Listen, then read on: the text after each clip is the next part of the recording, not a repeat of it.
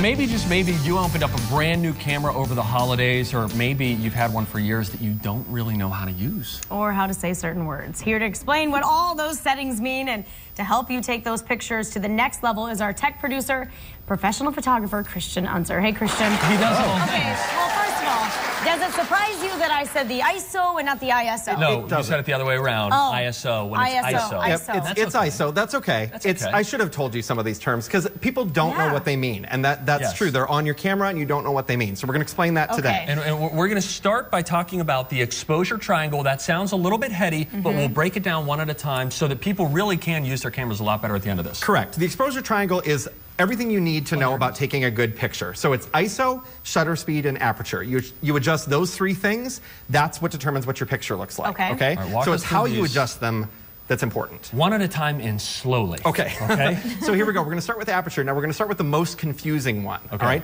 So when you talk about aperture, that's on a camera, the closing of the opening on that camera. Have you ever seen that? Yep. Where Yes. it looks like it shutters down and that's the aperture. Okay. So what you do is if you make that aperture really small, it puts everything in focus. All right. So that would be good for like a landscape. If you're taking a picture of a mountain or something, Sure. you want the trees in focus, the mountain in focus, the clouds in focus. Okay. So I took a picture of my daughter last night of using that setting where you can see that everything is in focus. So what you can see, this is my daughter Hannah. What you can see is that's not a bad picture, but you can read that it's Guardians of the Galaxy behind her. Right. Everything is pretty much in focus. Okay.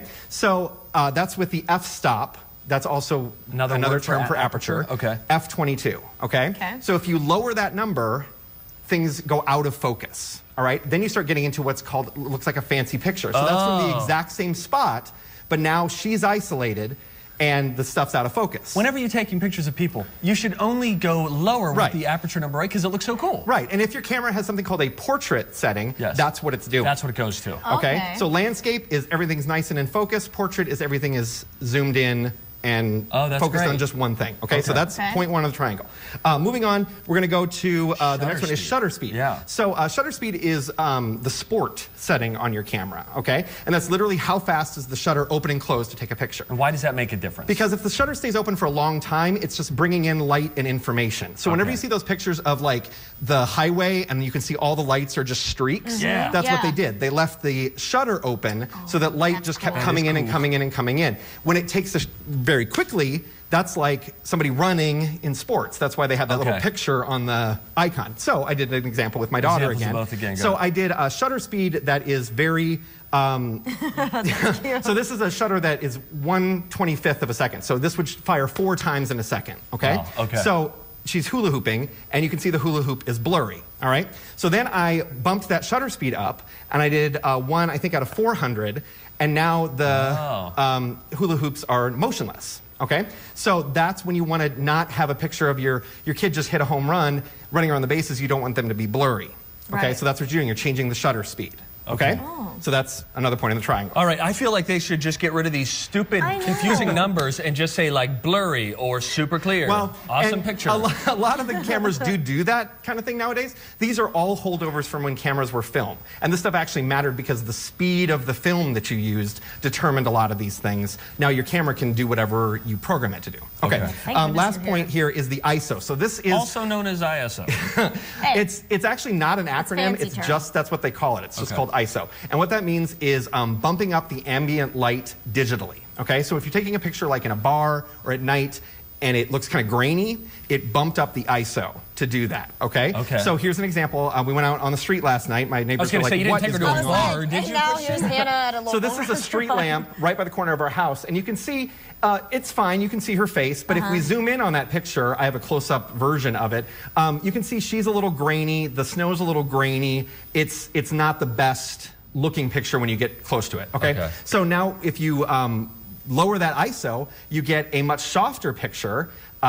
It's not as visible, but if we zoom in on that one again, you'll see that the skin is smoother, the snow is smoother, and that's how it works. So Bottom line for all of this stuff is your camera is set, that's going to be like the night mode. If it says night mode, that's what it's doing. What that means. Okay. So the bottom line is to take a good picture, you just need to play with all of these variables until you find something that works. And if you have a photo program, I use this in iPhoto, you can actually see all this information is embedded into every picture that you take on your phone. Anything that you take has that info. Up in the corner there, you can see it says ISO 400.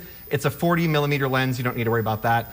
It's f-stop 22 and it's 130 on the shutter. So all that info is in there if you actually want to dive in and learn more about it. And that's the thing, though, just practice, too. I think a lot of people see all these and they're overwhelmed, but if you just kind of, once you get going, it gets a little bit easier, I would think. Absolutely. It's just practice. I've been taking pictures for a number of years now. I still have to mess with all these settings all the time to find what I want. I think I know how it's going to work, but you still have to practice. We should also mention Hannah is extremely photogenic. Yeah, she got dressed up. She was all ready for me to take pictures. All right, Professor, we sat through your class, and we're glad that we did. Now give us something for free. Okay, so here's what I've got. This is a really fun product that I just wanted to share with everybody. This is called the let me look at this. Instax, thank you. Fujifilm photo printer. And it's a wireless printer. There's an app on your phone. And what you do is you take a picture, and just like a Polaroid back in the day, you can print that out. I've printed out some examples here. I'm going to try to get it to print, but you can take a look at those. How cute is that? So, I was talking to our director about this today. Everything's basically just come full circle. That's what's happened. Right, yeah. So we're back to printing out Polaroids. Which is nice, though, because think of how many times you take a picture, and I literally will have 6,000 pictures somewhere that I've never printed. It's fun just to have something you put on your desk or give somebody. That's so Absolutely. cute. And they make really fun little gifts, like tags for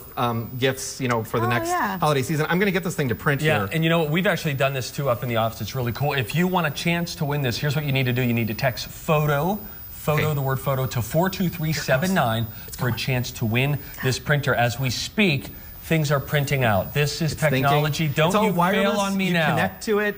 You load up a cartridge of film in there, and it prints those pictures out, and you can save them forever. Smartphone. It is trying to print. Oh, there it goes. I hear it. Oh, my gosh. It's like magic. So yeah, we're back to that. You can shake it and do whatever you want. Shake it like a Polaroid picture. That's exactly right. That's exactly right. This is going to take a second. Stay with us after the break. Thank you very much, Christian.